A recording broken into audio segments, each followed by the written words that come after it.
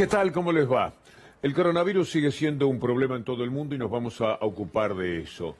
El espionaje ha llegado a límites absolutamente insoportables y también es parte de la columna. Pero queremos empezar la misma con aquello que tiene que ver con la permanente simulación, en este caso del gobierno de la ciudad. En un día de números espantosos, terribles en el coronavirus, gestado fundamentalmente a partir de la influencia que tuvo la apertura realizada en la ciudad de Buenos Aires, igual quieren seguir adelante en cada uno de los temas que se han propuesto como leitmotiv, por ejemplo, las clases presenciales. Buscaban una foto, querían esto, ahí tienen la fotografía. Estas son las clases presenciales, tomadas por Eduardo López, el hombre de UTE, el docente sindicalista, que se ocupó del tema porque naturalmente están en una permanente pelea contra el propósito de la ciudad de Buenos Aires de llevarse todo por delante también en este tema. Escuchémoslo a Eduardo López. Pasamos de discutir 6.500 computadoras para los chicos a comprar 3 sombrillas. Arrancaron las clases en un patio, la presencialidad en 2 escuelas técnicas en los 5º años, se sacaron la foto los funcionarios, fueron todos los medios, fueron 10 chicos, después se van los funcionarios, el sol empieza a apretar y los funcionarios de segunda línea que se quedaban tuvieron que salir a comprar sombrillas porque los chicos tenían calor ahí. Un simulacro, es igual a la pileta pintada, a la playa sin mar. Es que no les importa nada, se llevan todo por delante. Mientras nos tienen ocupados en esa clase presencial, en esa fotografía que usted acaba de ver, siguen robándose la ciudad. Les contábamos hace un tiempito nada más los grandes terrenos atrás del Sheraton, en una zona carísima de la ciudad de Buenos Aires para los amigos, para los amigotes de Rodríguez Larreta. Pero ahora están con lo de Costa Salguero. Hay alguna esperanza todavía el 29 de noviembre, ustedes pueden anotarse desde el 29 de octubre en adelante, para que sean los vecinos de Buenos Aires los que estén presentes allí, como bien lo señalaba hoy Gabriela Cerruti. Nos parece muy importante que si la audiencia pública del 27 de noviembre es muy fuerte, poderosa, van muchísimos ciudadanos, muchas organizaciones, no solo ambientalistas, están los arquitectos, hay una cantidad de gente oponiéndose a este proyecto de privatización del río. Si es muy potente y poderosa la audiencia pública del 27 de noviembre, podemos dar vuelta a la historia y recuperar el río. El 27 de noviembre es la fecha. A Larreta no le importa nada. Sigue. Si consiguió que la ciudad de Buenos Aires olvidara la responsabilidad, fuera la primera en cuanto al aislamiento más severo, que hubiera evitado tanta muerte como la que tenemos ahora y tantos contagios, mucho menos le puede importar que todos nos demos cuenta cómo estafa a la ciudad, cómo se la roba con los votos de 35 legisladores que se parecen junto con él a Alibaba y los 40 ladrones. Pero no importa nada. Tampoco la vida de quienes trabajan como enfermeros, como médicos en la ciudad de Buenos Aires. Mire esto que nos cuenta un enfermero del Ramos Mejía. En este momento 35.000 pesos, más en mano, digamos. ¿Están por debajo de la línea de pobreza? Están los enfermeros y técnicos por debajo de la línea de pobreza, por eso estamos insistiendo también al gobierno de la ciudad que se ponga a tono Larreta con un aumento de salario digno y con un plus sanitario que el ministro Tiró se comprometió acá en el hospital ante nosotros, ante el cuerpo delegado, de otorgarnos un plus sanitario digno a todos los trabajadores del hospital. ¿No se lo dieron? Todavía no se lo dieron. Vos me decís que vino Quiroz acá, le prometió. Vino Quiroz al hospital y se comprometió a otorgarnos un plus sanitario digno. ¿Se lo dijo a vos? Acorde a todo el cuerpo delegado delante del director, que estaba de acuerdo con otorgar un plus sanitario digno a toda la primera línea, a todos los trabajadores de salud. Pero no les importa nada, porque así es el poder impune, como en los Estados Unidos, donde Trump sigue jugando tan solo con el objetivo de las elecciones, tratando de hacerse el más guapo del mundo, y los picos reaparecen cada 2 o 3 meses, picos muy preocupantes, muy altos. Mire este cuadro de la ciudad de Nueva York y del resto de los Estados Unidos, debo decir. El cuadro es de todo Estados Unidos, el pico del 10 de abril, el pico del 19 de julio y últimamente el pico del 13 de octubre. Y en paralelo, nada de lo económico se ha solucionado porque haya desatendido Trump de la forma en que lo hizo el tema del coronavirus. Miren ustedes este dato que hace a lo que está pasando con el dramático pedido de subsidios con la caída del empleo constantemente y, por supuesto, la caída de la economía, que recordemos en el anterior trimestre cayó un 33%. Respecto al mismo trimestre del año anterior. Esta es la realidad de los Estados Unidos. Pero nosotros queremos tomar como símbolo a Francia. Francia, que es el país de la libertad, de Revolución Francesa, 1789, todo lo que hemos aprendido en nuestra vida. Allí no se discute el tema de la libertad para tomar una decisión como el toque de queda. Se entiende que hay en ese momento algo tan importante como el derecho a la vida, que está por encima de todo, y esto es lo que quiere preservar Macron. Nosotros le hemos preparado algo con nuestro equipo de producción, con Anabela Sánchez en este caso, para que usted pueda entender cuántos disparates se ha dicho acá, cuánta gente ha salido al obelisco, al Congreso, llevada por los medios dominantes de comunicación y por las redes sociales, donde también están los mismos medios, a hablar de la libertad, cuando lo que estaba en juego era nada menos que la vida.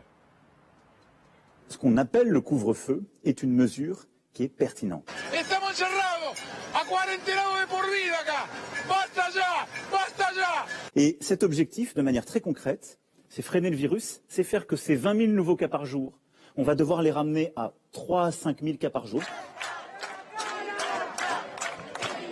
Soy libre de asumir los riesgos. Notre objectif, ça doit être de réduire les contacts privés qui sont les contacts les plus dangereux. Alberto está usando al nuevo orden mundial, sí, para controlar la soberanía de los países. La libertad tiene que ser libre. Donc la décision que nous avons prise, c'est en effet un couvre-feu. Un couvre-feu qui va s'appliquer à la région Île-de-France. Macron lo puede hacer y no tiene que luchar con la imbecilidad. No le van a salir al cruce a una medida que él está tomando para preservar a los franceses, donde ya murieron bastante más de 30.000, por otra parte. Y los contagios han retornado.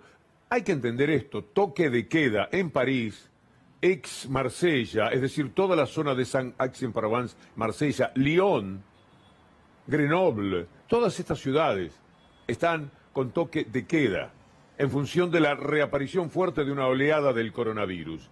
¿A quién se le puede ocurrir salir a gritar que Macron está contra las libertades? Que Francia de pronto se coloca en un estado fascista y que promueve guetos en la ciudad de París, uno, en Grenoble, en Marsella. Guetos, no, a nadie se le ocurre aquello con lo que teníamos que luchar hace 3 o 4 meses. Pero ganaron los malos. En la Argentina últimamente ganan los malos en cada una de las confrontaciones que se realizan. Se llevaron todo por delante y los números de hoy son un dolor muy, pero muy grande para todo el país. Es el número más alto de todos. ¿Hasta cuándo? ¿Qué va a pasar de aquí a fin de año? ¿Cuánta gente más va a morir? Esta es la pregunta que hay que hacerse. Siguiendo con París, con Francia, el colega Eduardo Febro nos decía hoy.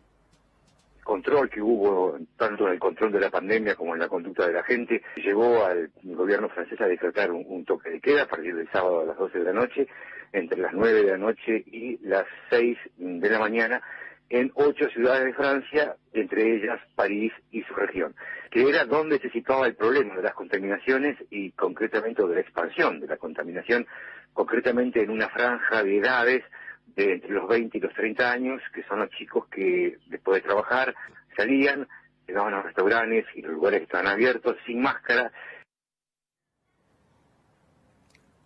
Pero aquí al poder real no le importa nada. Vive dentro de un marco de absoluta impunidad, de protección entre medios de comunicación, diputados de la derecha y la gente que sale enloquecida de vez en cuando a caminar Buenos Aires.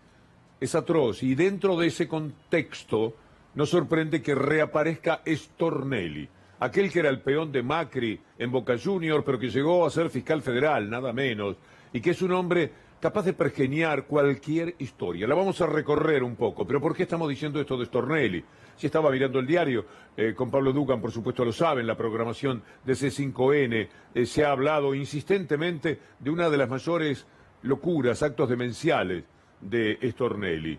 Usted sabe lo que es Nodio. Nodio es el propósito desde algo que ya está instituido, que está referido a una comisión bicameral que es responsable frente a la misma, para observar qué es lo que pasa con el periodismo, a ver qué se puede hacer en función de evitar el odio. Que vengan y nos digan, miren, lo que pasó últimamente, y tomar datos generales, nunca particulares, nunca referidos a un periodista, es algo que está dañando al país. Tenemos que estar, como en todos los países, también bajo determinado tipo de conducta.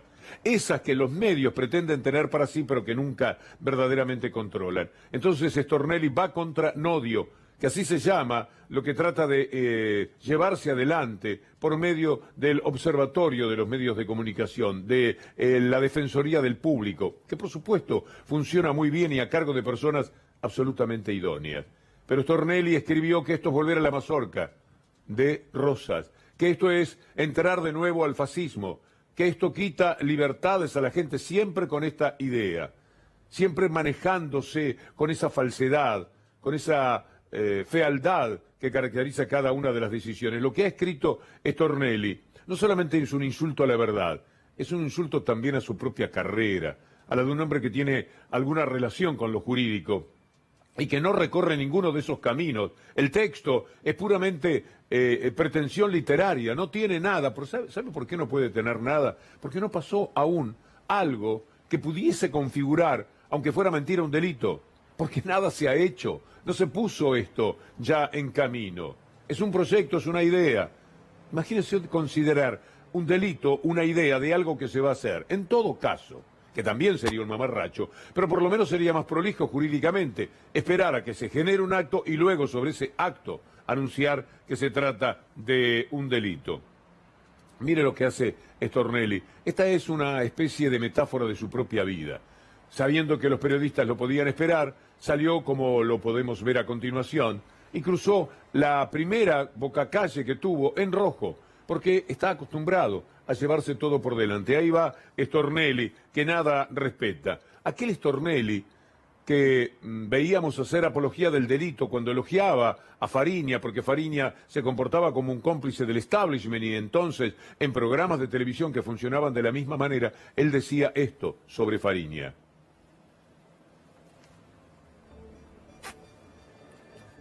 Sí, Fariña es un hombre desaprovechado. Desaprovechado en el sentido... Tiene un talento superior. Y un conocimiento y una velocidad mental. Es una computadora. Tan respetuoso del periodismo. Mire lo que hace con un periodista. Cómo lo esquiva, cómo le quita la mano, cómo le separa el micrófono. Este es el hombre que saca esta decisión absurda desde ya, para defender la libertad de expresión que según él y los diputados hacen su juego, pero él es un hombre de la justicia. ¿Qué va a hacer la jueza Capuchetti cuando tome este escrito de Stornelli? ¿Se va a reír? ¿Lo va a mandar en penitencia diciéndole empiece de nuevo la carrera? Esto no se puede presentar seriamente en un juzgado. Esto es lo que hacía con un periodista, él que ahora se proclama un artífice de la libertad de expresión. Pero es todo un personaje. Este hombre chateaba con D'Alessio, el extorsionador, el espía, el personaje siniestro que abrió todo una posibilidad de la que estamos siempre pendientes en la ciudad de Dolores con el juez Ramos Padilla. Y así aparecieron los chats que intercambiaban el fiscal Stornelli con D'Alessio, en el cual Stornelli le preguntaba qué hay con el peruano. ¿Sabe quién era el peruano? El peruano había sido el esposo de su actual mujer, y él quería saber, quería tener datos, y el personaje con el que se relacionaba era D'Alessio, y D'Alessio le decía, le vamos a tener que poner algo más fuerte, le vamos a tener que poner algo en la valija, refiriéndose a drogas. ¿Cuántas veces en su vida habrán participado de hechos de esta naturaleza? Este es el hombre que no quiere que se observe los comportamientos del periodismo en líneas generales, para ver si podemos mejorar esta situación tremenda por la que estamos atravesando, esta caída al Hades más profundo, a los infiernos más terribles, porque esto es lo que le ha pasado a la Argentina periodísticamente en estos años. Y de contrapeso, el PRO va contra colegas como Roberto Navarro, que esta noche va a estar, me encanta que reaparezca en la pantalla de C5N, con Gustavo Silvestre, y contra Ari Lijalad, por algo que sintetizó de una manera perfecta hoy Pablo Dugan. Estaba mirándolo hace un rato y digo, no lo voy a decir mejor. Así que veamos ¿Qué es lo que acusan desde el PRO de haber hecho a Ari Jalad y a Roberto Navarro? Aquí va a quedar muy claro. Esto lo dice Clarín, lo dice Alejandro Alfi. Acusan a Roberto Navarro y a otros 2 periodistas ultra de difundir la identidad de la AFI, esto es lo que vimos recién, acá a la derecha. Esto es lo de hoy, Pero mirá lo que pasó antes. La AFI filtró los datos de 12 agentes que están activos en el exterior y convenios secretos con otros países. La agencia entregó datos sin protección a la justicia, reveló los nombres y demás. ¿Saben lo que pasó? Este mismo personaje siniestro que es Alejandro Alfi publica eso, pero antes Alfi, en Clarín, había publicado exactamente la misma información, pero peor, porque había omitido tachar algunos nombres que el Destape tachó. Entonces, lo que Alfi cuenta que hicieron Navarro y 2 periodistas más, lo había hecho él mismo. Pero es tan deshonesto intelectualmente este muchacho y el diario Clarín, que ni siquiera tuvieron la delicadeza de decirlo cuando escribieron la nota, que ellos mismos habían hecho lo mismo, por lo cual los diputados del PRO denunciaron al Destape. Pero usted se preguntará, ¿y lo denunciaron a Alfi y denunciaron a Clarín? ¿Se habían hecho lo mismo? Por supuesto que no. ¿En qué cabeza cabe todo esto? ¿Cómo se puede sobrellevar? ¿Cómo se puede resistir este tipo de embates? Es decir, habían hecho lo mismo, pero ellos no lo denunciaban. Lo hacen Ari Jalad y Roberto Navarro porque está bien, porque son datos que están dentro de la información que llega a los periodistas. Información oficial, no es que se metieron en un juzgado, lo violaron y sacaron esa información. Es penoso lo que ha sucedido. Más todavía, cuando uno se da cuenta de lo que están haciendo con Bruglia y Bertuzzi, ¿qué pasa con la Corte Suprema de Justicia? ¿Por qué no se expiden tan rápido que le pidieron al Consejo de la Magistratura y al Procurador Servil Casal? Y ahora seguimos esperando. Seguramente están un poco entre la espada y la pared. Pero mientras tanto se saben cosas que son muy valiosas. El diputado Martín Soria encontró un proyecto que habían presentado Negri y Tonelli a nombre del PRO, ¿para qué? Para que los jueces no tuvieran que pasar por el Senado. Después nos animaron a presentarlo, no caminó, no prosperó, ni siquiera se llegó a estudiar, pero el proyecto está con su número, con la orden correspondiente, porque ellos decían, si queremos nombrar jueces, tenemos que terminar con esto del Senado. Y pretendieron hacerlo, lo cuenta el propio diputado Soria. Y la doble moral son una marca registrada del macrismo que se corrobora cuando repasamos la forma en que manipuló y vapuleó las instituciones que tanto proclama defender, rasgándose las vestiduras. La mesa judicial de Macri es el paradigma de la bajísima calidad institucional que propició Macri durante su gobierno. Y el traslado de jueces a dedos es el ejemplo más claro de cómo a través de esa mesa judicial que denunciábamos en marzo, intentaron llevarse puesta la república que tanto dicen defender. Es un poder que se lleva todo por delante. A veces uno se pregunta qué hacer frente a esto y no hay muchas cosas más que denunciarlos, enfrentarlos dentro de lo posible, pero ellos vuelven a la carga insistente, constantemente con cualquiera de estos temas. Son disparates, son cosas que vulneran la inteligencia de las personas. No es para ellos un problema, no es algo que tengan en cuenta. Mire lo que pasó ayer con esto del poder real en el coloquio de IDEA. Va el presidente de la República y entrega un discurso frente a todos los empresarios. Vamos a escuchar una de las ideas, primero de Alberto Fernández, y después verá usted lo que hacían mientras tanto los empresarios contra ese presidente que iba, daba la cara, estaba hablando con ellos, trataba de explicar los problemas del país. Primero la idea. Mismo estamos enfrentando un problema por la falta de divisas que objetivamente heredamos. Por una desconfianza que se crea porque se repiten cosas que objetivamente no son ciertas. Desde los que plantean que se viene una devaluación hasta los que plantean que podemos quedarnos con los depósitos de la gente. Jamás haría semejante cosa. Lo que nosotros necesitamos es una Argentina que crezca con confianza. O un capitalismo sin mercado es una trampa. Un capitalismo sin mercado lo único que hace es hacer que unos pocos ganen y que muchos pierdan o padezcan. Ahora, ese capitalismo y ese mundo empresario, esa inversión privada, necesita también vincularse con el Estado. Porque un capitalismo sin Estado es la selva misma. Es un mundo sin reglas. Es un mundo donde gana, básicamente, el más fuerte, el más poderoso, y pierde el resto.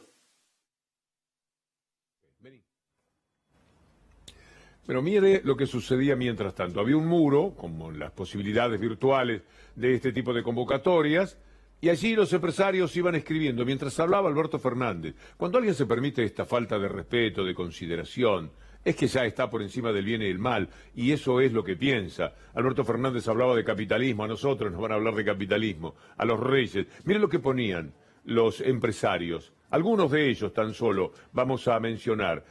Uno es Alejandro Gaviansky. Alejandro Gaviansky escribía, es hombre de Hit Group, la constructora Hit Group, escribía: su palabra está tan devaluada que no es creíble.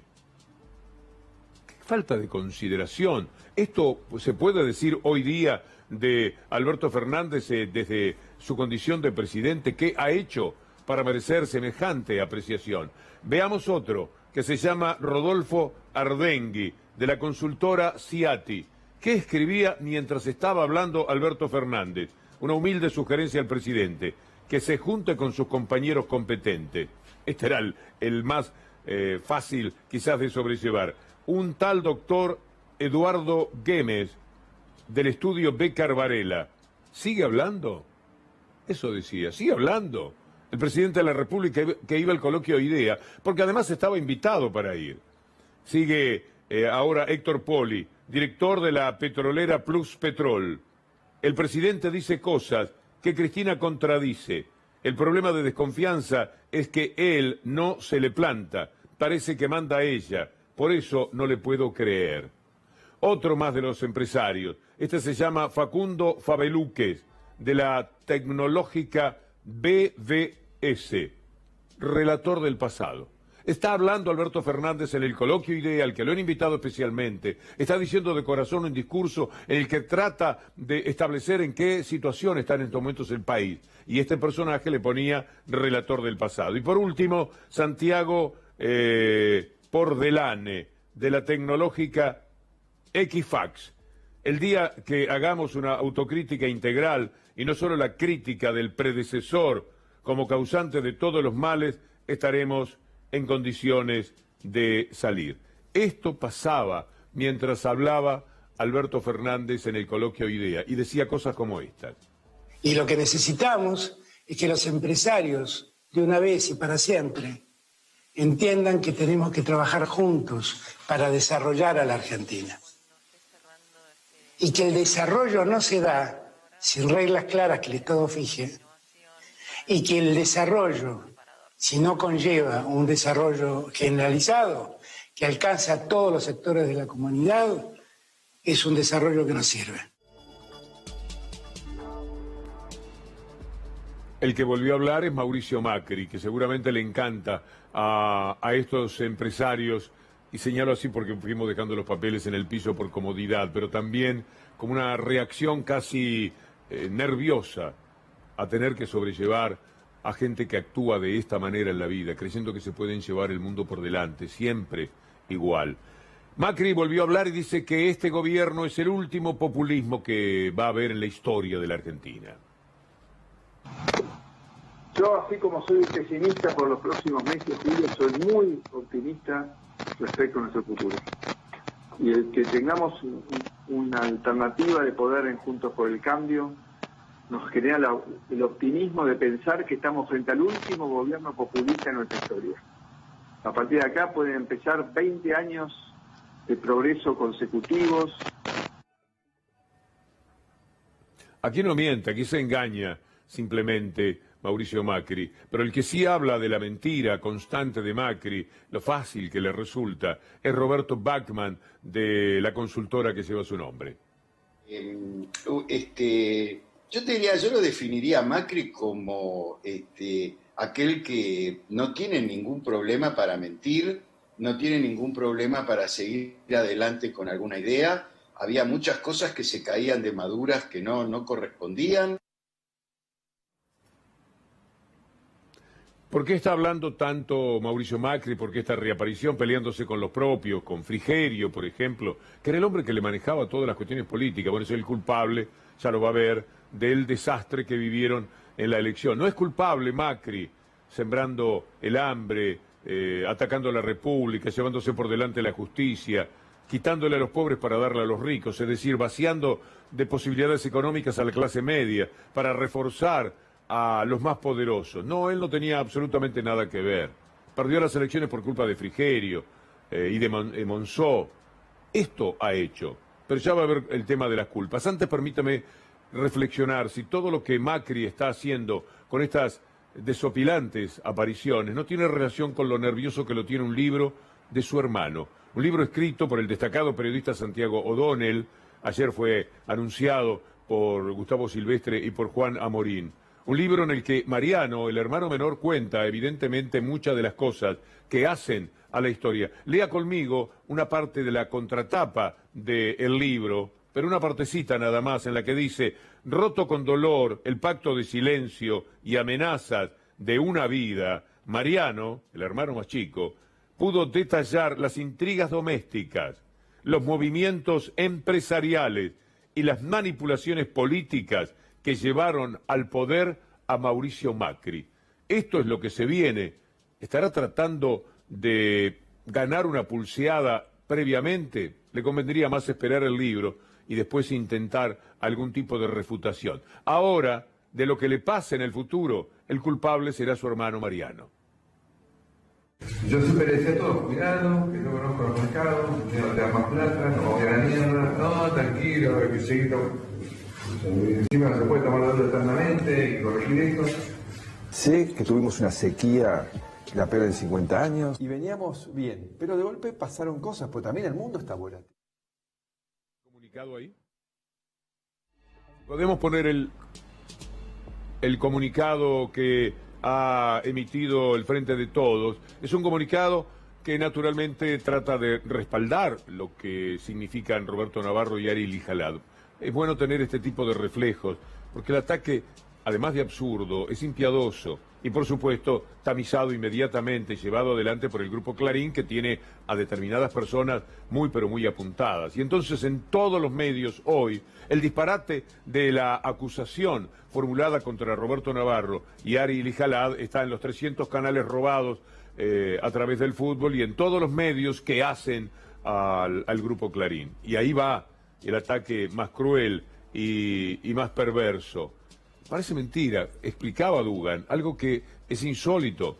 Ellos en Clarín habían escrito antes que en el Destape lo que motivó la acusación de los diputados de Juntos por el Cambio contra Navarro y Ari Lijalad.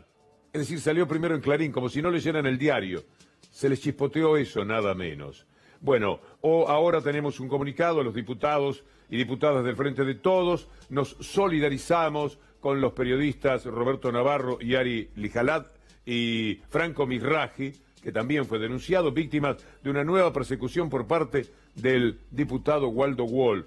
Es insólito lo que ha llegado Waldo Wall. Comisión de Libertad, el presidente de la Comisión de Libertad de Expresión de la Cámara de Diputados. Entonces se sale a luchar contra todo esto. Así que en un solo día tenemos la denuncia de Stornelli, que no tiene una línea que se corresponda con lo jurídico, el ataque a Roberto Navarro y Ari Lijalad, descubrir ahora que había un proyecto del propio Juntos por el Cambio para que la designación de jueces no pasara por el Senado. Era un problema que tenían y se lo querían sacar de encima. Como vieron que era un disparate contra la Constitución que iba a ser rechazado, no lo hicieron. Pero ahora están defendiendo a esos jueces que no pasaron por el Senado, por el proyecto que tenían antes de hacer cualquier cosa como hicieron con la justicia. Gracias a Anabela Sánchez, Julián Capazo, como siempre, Leandro Gabriele. Los dejo con Pablo Dugan y después Gustavo Silvestre. El gusto de haberlos acompañado. Reaparece para quien les habla mañana, Dios mediante. Muchas gracias.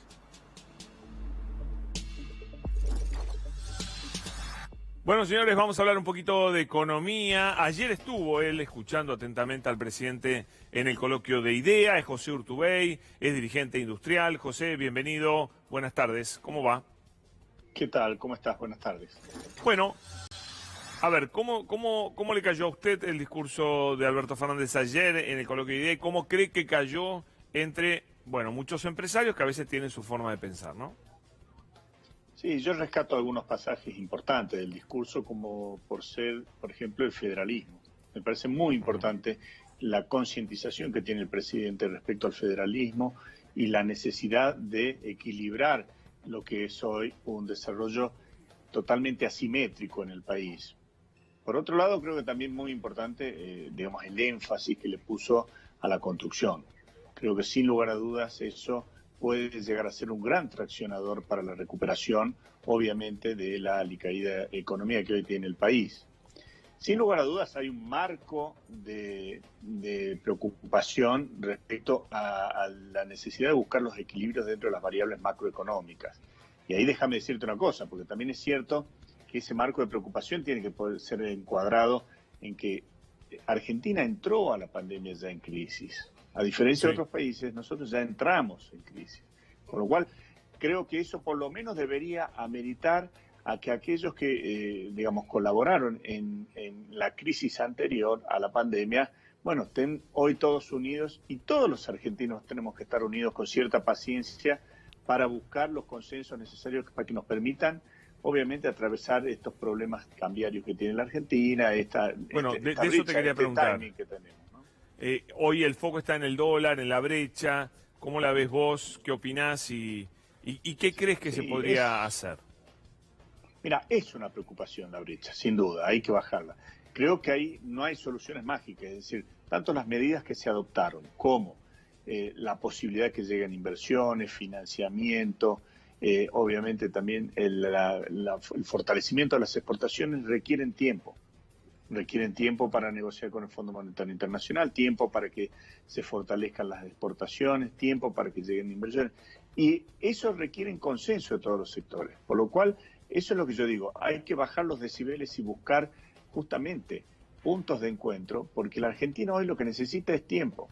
Tiempo para ir ganando confianza, hay que irradiar confianza, y en esto me parece que tenemos que entre todos los sectores colaborar, no poner más, obviamente, nafta al fuego, ¿no? Había diarios que consignaban que en el coloquio muchos empresarios no habían quedado satisfechos con el discurso del presidente, le contestaron, una especie de muro virtual que había y demás. ¿Cómo viste esas reacciones? Sí, bueno, en el muro tampoco eso. Hay algunos casos que se fueron expresando. Por ahí vi mucha incertidumbre en el empresariado, vi mucha preocupación, pero no necesariamente creo que deba ser, digamos, signado como el discurso del presidente. Creo que hay mucha incertidumbre, pero por lo que recién hablábamos. Y también esa incertidumbre, desde mi punto de vista, lo que nos tiene que llevar es a aunar criterios y esfuerzos, no a generar más divisiones. Este es el punto en donde debemos encontrarnos. Es verdad que el gobierno ha cometido errores con respecto al manejo cambiario y que después ha tomado medidas que el mismo presidente ha dicho que no dieron resultado. Pero también es cierto que hay sectores que están promoviendo la devaluación, que evidentemente les conviene por H o por B la devaluación. ¿Ustedes lo sienten? ¿Ven empresarios que claramente piden eso porque a ellos les conviene? Mira, Pablo, puede ser que algunos. Yo creo que la devaluación no conviene a la Argentina porque obviamente el desequilibrio que hoy tienen las variables macroeconómicas, y te vuelvo a decir, Argentina entró en crisis a esta crisis. Si hay una devaluación brusca, desde mi punto de vista y los análisis que vengo haciendo, no se